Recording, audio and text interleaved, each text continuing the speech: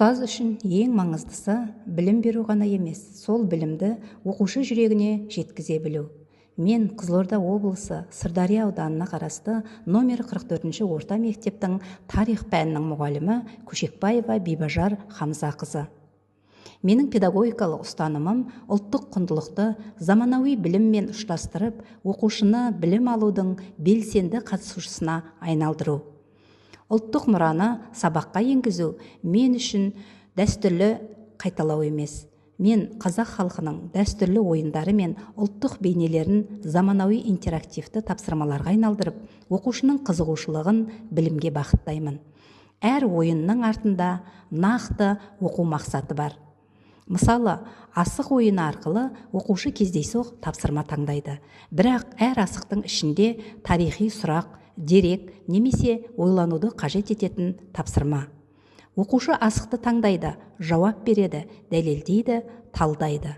Осылайша ойын элементі оқушыны білімді дайын қабылдаушыдан білімді өздігінен қолданушыға айналдырады.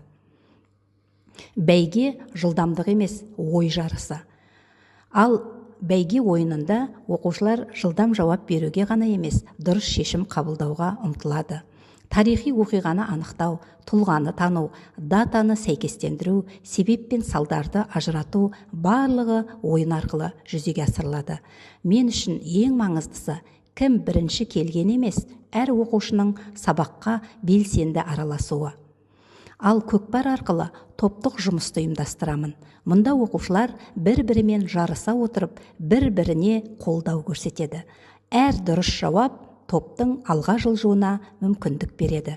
Осы арқылы оқушыда ынтымақтастық, жауапкершілік, көшбасшылық және өз пікірін дәлелдеу дағдылары қалыптасады. Менің сабақтарымда ұлттық мазмұндағы интерактивті ойындар әртүрлі мақсатта қолданылады. Бірі жаңа тақырыпты меңгертуге, бірі білімді бекітуге, бірі қайталауға, ал бірі рефлексия жасауға мүмкіндік береді. Яғни ойын мақсат емес, ойын білімге жеткізетін құрал.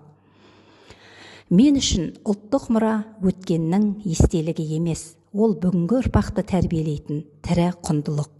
Асық ойлауға, бәйге ізденуге, көкпар бірлікке, ал білім болашаққа жетелейді.